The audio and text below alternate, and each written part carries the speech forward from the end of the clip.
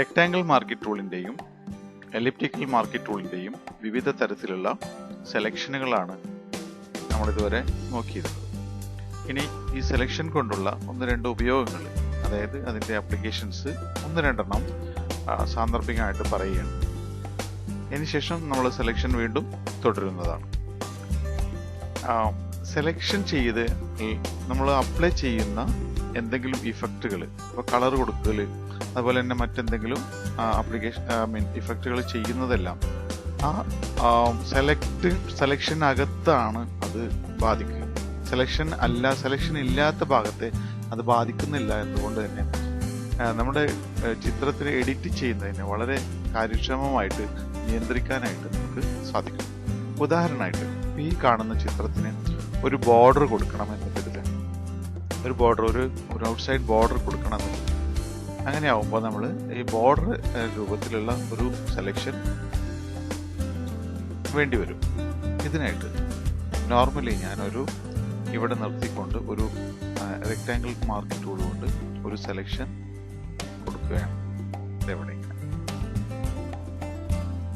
ഇതിനുശേഷം ഈ സെലക്ഷൻ നിലനിൽക്കുന്ന അവസ്ഥയിൽ, ഈ സെലക്ഷൻ ഇങ്ങനെ നിലനിൽക്കുന്ന അവസ്ഥയിൽ നമ്മൾ മൗസ് ബട്ടണിൽ റൈറ്റ് മൗസ് ബട്ടൺ ക്ലിക്ക് ചെയ്യാം.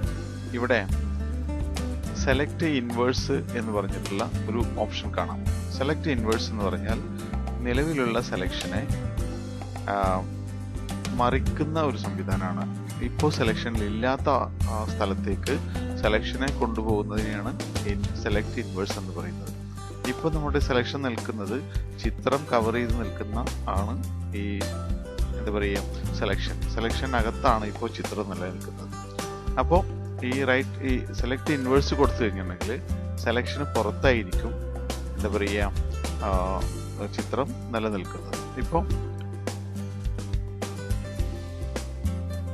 മറ്റൊരു തരത്തിൽ പറഞ്ഞാൽ സെലക്ഷൻ ഇൻവേഴ്സ് സ്വീകരിക്കുന്നതിലൂടെ സെലക്ഷൻ ഇപ്പോഴില്ലാത്ത ഭാഗത്തേക്ക് സെലക്ഷൻ തിരിഞ്ഞു പോകുന്നു എന്നാണ് അതുകൊണ്ട് ഉദ്ദേശിക്കുന്നത്.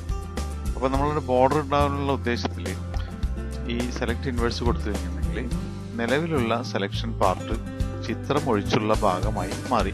അതായത് ഇപ്പോൾ ഒരു രണ്ട് ഭാഗത്തും സെലക്ഷനായിട്ട് വന്നു. ഇനി ഈ അവസ്ഥയിൽ നമുക്ക് മറ്റെന്തെങ്കിലും ഇഫക്റ്റുകൾ കൊടുത്തു കഴിഞ്ഞാൽ അത് ബാധിക്കുന്നത് ഈ എന്താ പറയുക ഈ സെലക്ഷൻ ഉള്ള ഭാഗത്തായിരിക്കും വരുന്നത്.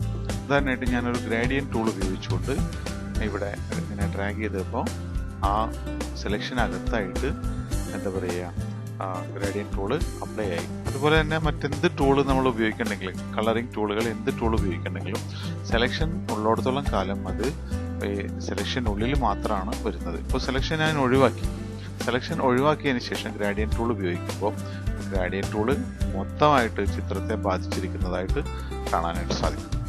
ഇതാണ് സെലക്ഷൻ കൊണ്ട് ഉദ്ദേശിക്കുന്നത്. മറ്റൊരു ഇതുകൂടി പറഞ്ഞാൽ ഇവിടെ ഇത്രയും ഭാഗം ഞാൻ സെലക്ട് ചെയ്തു. ഈ സെലക്ട് ചെയ്തതിന് ശേഷം ഒരു ഹിസ്റ്ററി ടൂൾ ബ്രഷ് ഉണ്ട്, അതിനെ ഞാൻ ഉപയോഗപ്പെടുത്തുകയാണ്. ഹിസ്റ്ററി ടൂൾ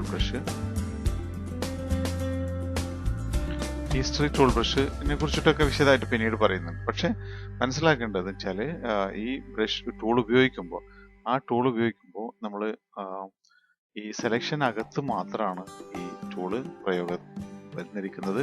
സെലക്ഷൻ പുറത്തായിരിക്കുന്ന ഭാഗത്ത് ഈ ടൂൾ പ്രയോഗം തീരെ അപ്ലൈ ആവുന്നില്ല. അതുകൊണ്ട് തന്നെ സെലക്ട് ചെയ്യുമ്പോൾ നമുക്കൊരു കൺട്രോൾഡ് ഏരിയയാണ് നമ്മൾ നമ്മുടെ പ്രവർത്തന മേഖലയിൽ ഉൾപ്പെടുത്തുന്നതെന്ന് അർത്ഥം. അപ്പോൾ സെലക്ഷനകത്തുള്ള പ്രത്യേക മേഖലയിൽ മാത്രമാണ് നമ്മൾ ഉപയോഗിക്കുന്ന എന്താ പറയുക സംവിധാനങ്ങളെ അപ്ലൈ ചെയ്യാനായിട്ട് സാധിക്കും. നമ്മളിപ്പോൾ പഠിച്ചിരിക്കുന്ന അതെല്ലാം വഴിയെ വീണ്ടും വിശദമായിട്ട് പറയുന്നുണ്ട്. പക്ഷേ സെലക്ഷൻ എന്തിനു ഉപയോഗിക്കുന്നു എന്നുള്ളതിനെ കുറിച്ചിട്ടാണ് അറിയാനായിട്ടാണ് ഇത്രയും പറഞ്ഞത്. കൂടുതൽ സെലക്ഷനെ കുറിച്ചിട്ട് മനസ്സിലാക്കേണ്ടിയിരിക്കുന്നു. സെലക്ഷൻ ഉപയോഗിക്കുന്ന മറ്റൊരു സംഗതിയാണ് കോപ്പി എടുക്കാനും കട്ട് ചെയ്യാനും എല്ലാം ഉപയോഗിക്കുന്നത്. ഇപ്പോൾ റെക്ടാങ്കിൾ മാർക്കിംഗ് ടൂൾ ഉപയോഗിച്ചുകൊണ്ട് അല്ലെങ്കിൽ എലിപ്റ്റിക്കൽ മാർക്കിംഗ് ടൂൾ ഉപയോഗിച്ചുകൊണ്ട് ഞാൻ ഇയാളുടെ ഒരു ഭാഗം സെലക്ട് ചെയ്തിട്ടാണ് ഇങ്ങനെ സെലക്ട് ചെയ്തതിന് ശേഷം കോപ്പി എടുക്കാനായിട്ട് Ctrl+C പ്രസ് ചെയ്യുക, അല്ലെങ്കിൽ എഡിറ്റ് മെനുവിൽ നിന്നും കോപ്പി എന്ന് സ്വീകരിക്കും. ഞാൻ ഈ സെലക്ട് ചെയ്തിട്ടുള്ള ഭാഗം കോപ്പി എടുത്തു. ഇനി മറ്റേതെങ്കിലും സ്ഥലത്ത് അല്ലെങ്കിൽ മറ്റേതെങ്കിലും ഒരു പുതിയ ഡോക്യുമെന്റ് തുറന്നതിന് ശേഷം അതിലേക്ക് ഞാനിത് പേസ്റ്റ് ചെയ്യണം കേട്ടോ. പേസ്റ്റ് ചെയ്യണം. അപ്പോൾ നമ്മൾ ആ സെലക്ഷന് ഉപയോഗപ്പെടുത്തിയിരിക്കുന്ന ഭാഗം മാത്രമാണ് കോപ്പി എന്ന ഇതിലേക്ക് വന്നത്. അതല്ലെങ്കിൽ സെലക്ഷൻ ഇല്ല എന്നുണ്ടെങ്കിൽ കോപ്പി എടുക്കുന്നത് സെലക്ട് മുഴുവനായിട്ടായിരിക്കും വരുന്നത്. അപ്പോൾ എപ്പോഴും ഒരു സെലക്ഷൻ വേണം നമുക്ക് കാര്യങ്ങൾ ചെയ്യാനായിട്ട്. അതല്ല എന്നുണ്ടെങ്കിൽ നമ്മുടെ കൺട്രോളിൽ അത് പെടുന്നതല്ല.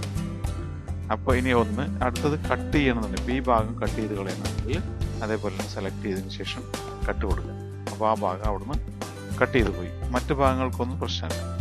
അത് ഒഴിച്ചുള്ള ഭാഗമാണ് വേണ്ടതെങ്കിലോ ഇത് റൈറ്റ് ക്ലിക്ക് ചെയ്ത് സെലക്ട് ഇൻവേഴ്സ് ചെയ്യുക. അതിനുശേഷം എഡിറ്റ് മെനുവിൽ കട്ട് കൊടുക്കുക. അപ്പോൾ ആ ഭാഗം അവിടെ നിർത്തിക്കൊണ്ട് ബാക്കി ഭാഗം കട്ട് ചെയ്ത് പോയിരിക്കുന്നതായിട്ട് കാണാം. ഇങ്ങനെ പ്രാക്ടീസ് ചെയ്ത് നോക്കുക. സെലക്ട് ഇൻവേഴ്സ് എന്ന് പറയുന്ന ഉപാധി. ഇതുപോലെ നമ്മൾ ഇനി പഠിക്കാൻ പോകുന്ന എല്ലാ ഉപാധികളെയും അല്ലെങ്കിൽ കളറിങ്ങിനെയും മറ്റും സെലക്ഷൻ നിലനിർത്തിക്കൊണ്ടായിരിക്കണം നമുക്ക് പ്രയോഗിക്കേണ്ടി വരുന്നത്.